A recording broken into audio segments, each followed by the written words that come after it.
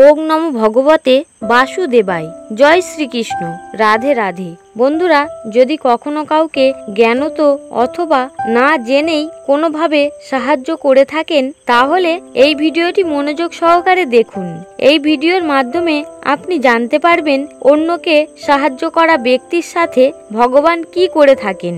বন্ধুরা, আমাদের ধর্মশাস্ত্রে অন্যকে সাহায্য করা এক পুণ্যের কাজ বলে গণ্য করা হয়। ভগবদ গীতায় ভগবান শ্রীকৃষ্ণ অর্জুনকে পরোপকার, লোক কল্যাণ এবং অন্যকে সাহায্য করার ভাবনা মাহাত্ম্য সম্পর্কে বিস্তারিতভাবে বর্ণনা করেছেন। ভগবান শ্রীকৃষ্ণ বলেন, যে ব্যক্তি তার জীবন অন্যের কল্যাণ এবং উপকারের জন্য নিঃস্বার্থভাবে সমর্পণ করে দেয়, সেই ব্যক্তি ভগবানের কাছে অত্যন্ত প্রিয় হন এবং তার উপর সব সময় ভগবানের আশীর্বাদ থাকে। কিন্তু বন্ধুরা, অনেকেই হয়তো বলে থাকেন যে এটা কলিযুগ, আর কলিযুগে উপকার করা ব্যক্তিকে বাঘে খায়। তবে এই কথা কিন্তু একেবারে সম্পূর্ণরূপে সত্য নয়। মূলত যারা অন্যকে সাহায্য করার পর কোনো প্রত্যাশা আশা করে, তাদের ক্ষেত্রেই এই বিষয়টি হয়ে থাকে। তবে যারা নিঃস্বার্থভাবে অপরকে সাহায্য করে থাকেন, তাদের ক্ষেত্রে কি হয়ে থাকে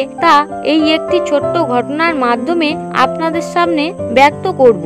আশা করি বন্ধুরা ভিডিওটি আপনার ভালো লাগবে। নমস্কার বন্ধুরা, ঈশ্বর ভক্তি চ্যানেলে আপনাদের সকলকে স্বাগত জানাই। ভারতীয় দর্শন, শাস্ত্র এবং বিভিন্ন দেবদেবীর পূজা অর্চনা পদ্ধতি এই চ্যানেলের মূল আলোচনার বিষয়বস্তু। তাহলে চলুন বন্ধুরা, এবার জেনে নেওয়া যাক সেই ঘটনাটির ব্যাপারে। একদিন একটি রাস্তার পথশিশু বাড়ি বাড়ি ঘুরে জিনিসপত্র বিক্রি করছিল। সে তার লেখাপড়ার খরচ জোগাড় করার জন্য এই কাজ বাধ্য হয়েই বেছে নিয়েছিল। ছেলেটির গায়ে ছিল একটি জীর্ণ ও মলিন পোশাক। সে ভীষণ ক্ষুধার্ত ছিল, তার তেষ্টাও পেয়েছিল প্রচুর। সে ভাবলো এরপর যে বাড়িতে সে যাবে, সেই বাড়িতে সে কিছু খাবার চাইবে। কিন্তু সে যখন খাবারের আশা নিয়ে একটা বাড়িতে গেল, সেখানে তো খাবার জুটলই না, তার পরিবর্তে জুটলো তিরস্কার। বাড়ির মালিক তাকে রাস্তার কুকুরের মতোই দূর দূর করে তাড়িয়ে দিল। এরপর ছেলেটি অন্য একটি বাড়িতে গিয়ে কাতর কণ্ঠে বাড়ির মালিকের কাছে কিছু খাবার চাইল। এক্ষেত্রেও সেই একই বিষয় ঘটল। বাড়ির মালিক তাকে যত সব আপদ বিপদ মনে করে তাড়িয়ে দিল। ছেলেটি এবার ভাবলো যে খাবার নয়, বরং এবার অন্য বাড়িতে গিয়ে সামান্য একটু জল চাইবে। বাড়ির সদর দরজার সামনে দাঁড়িয়ে যখন সে ডাক দিল, তখন সদর দরজা খুলে এক মহিলা বেরিয়ে এলেন। ছেলেটি এবার খাবারের কথা না বলে বরং এক গ্লাস জল চাইল। ভদ্র মহিলাটি ছেলেটিকে ভালোভাবে দেখলো, তারপর ঘরের মধ্যে চলে গেল। কিছুক্ষণ পর যখন ঘর থেকে তিনি বেরিয়ে এলেন, তখন ছেলেটির হাতে তুলে দিলেন একটি গ্লাস। তবে সেটি জলের গ্লাস নয়, বরং এক গ্লাস দুধ ছেলেটির হাতে তুলে দিয়েছিলেন। মহিলাটি ছেলেটির করুণ অবস্থা দেখে ভেবেছিলেন যে ছেলেটি শুধুমাত্র তৃষ্ণার্ত নয়, বরং যথেষ্ট ক্ষুধার্ত। তাই জলের পরিবর্তে ছেলেটিকে তিনি এক গ্লাস দুধ খাওয়ালেন।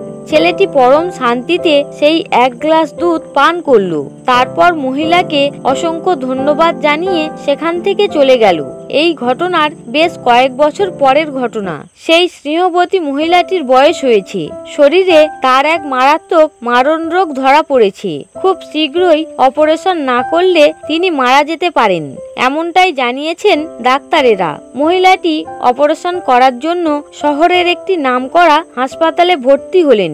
হাসপাতালের সবথেকে বড় চিকিৎসক সেই মহিলাটির অপারেশনের দায়িত্ব নিলেন। নির্দিষ্ট দিনে অপারেশন হলো এবং অপারেশন সফল হলো। মহিলাটি কিছুদিনের মধ্যেই সুস্থ হয়ে উঠলেন। কিন্তু তার একটি বড় আশঙ্কা থেকেই গেল যে এতদিন ধরে তিনি এত বড় নামকরা হাসপাতালে রয়েছেন, এর খরচের যে কি বিপুল বোঝা তাকে বহন করতে হবে, সেটা ভেবে তিনি বারবার চিন্তিত হচ্ছিলেন। কারণ অর্থনৈতিক অবস্থা যে তার খুব একটা ভালো তা নয়। মহিলাটিকে যখন হাসপাতালের তরফ থেকে ডিসচার্জের সময় একটি বিল পেয়ে দেয়া হলো, তাতে দেখা গেল এই কয়েকদিন হাসপাতালে থাকার জন্য তার যে পরিমাণ খরচ হয়েছে, সেই খরচ সে জীবনেও শোধ করে উঠতে পারবে না। তবে বিলের নিচে তিনি একটি লেখা দেখতে পেলেন। তাতে লেখা লেখা রয়েছে অল পেড, অর্থাৎ সমস্ত বিল পরিশোধ করা হয়েছে। আর বিলটির সবশেষে লেখা রয়েছে 1 গ্লাস দুধের দাম দেয়া হলো। বন্ধুরা, এটা ছিল সেই শহরের নামকরা হাসপাতাল, যে হাসপাতালের মালিক হলেন সেই ভবঘুরে ছেলেটি, যাকে কোনো একদিন নিঃস্বার্থভাবে এই মহিলাটি 1 গ্লাস দুধ পান করিয়েছিলেন। আজ সেই ভবঘুরে ছেলেটি শুধুমাত্র এই হাসপাতালের মালিক নন, বরং সে আজ একজন বড় চিকিৎসক এবং ওই মহিলাটির চিকিৎসা তিনিই করেছেন। বন্ধুরা, এটি একটি সত্য ঘটনা। আর এই ঘটনাটি যার সঙ্গে ঘটেছে সেই ডাক্তারের নাম হলো ডক্টর স্যাম কেলি, যিনি আমেরিকার একজন সুবিখ্যাত চিকিৎসক। বন্ধুরা, এই রকম ঘটনা হয়তো আপনারা বহুবার দেখেছেন বা শুনেছেন। এই সকল ঘটনার মাধ্যমে ভগবান আমাদের কাছে এই সংকেত প্রদান করে যে আজ আপনি যাকে নিঃস্বার্থভাবে সেবা করছেন, ভবিষ্যতে আপনার এই সাহায্যই ভগবান কোনো না কোনো ভাবে ঠিক ফিরিয়ে দেবেন। এই কারণে আমাদের সব সময় অন্যকে সাহায্য করে যাওয়া উচিত। সবশেষে শুধু এইটুকুই বলবো যে হিন্দু ধর্ম হোক বা সমাজের অন্য ধর্ম, সমস্ত ধর্মেই অপরকে সাহায্য করা তথা পরোপকারকে সব থেকে বেশি মাহাত্ম্য দেয়া হয়েছে। ভগবত গীতায় ভগবান শ্রীকৃষ্ণ নিজেই বলেছেন, যদি কোনো মানুষ দরিদ্র দুঃখী মানুষকে সাহায্য করে, অন্ধের চোখ হয়ে অথবা কোনো বৃদ্ধের লাঠি হয়ে সাহায্য করে, তাহলে সে হয় ভগবানের আসল ভক্ত। আর এই প্রকার ভক্তের জীবন ভগবান সুখ এবং আনন্দে ভরিয়ে দেন। ভগবান না শুধু তাকে সাহায্য করে থাকেন, বরং তাকে তিনি তার পরম ধামে মৃত্যুর পর আশ্রয় দিয়ে থাকেন। আশা করি বন্ধুরা আজকের ভিডিওটি আপনার ভালো লেগেছে। যদি ভিডিওটি দেখে ভালো লাগে তাহলে অবশ্যই একটি লাইক করবেন এবং কমেন্টে অবশ্যই জয় শ্রীকৃষ্ণ লিখতে ভুলবেন না। আপনারা সকলে ভালো থাকুন, সুস্থ থাকুন। হরে কৃষ্ণ।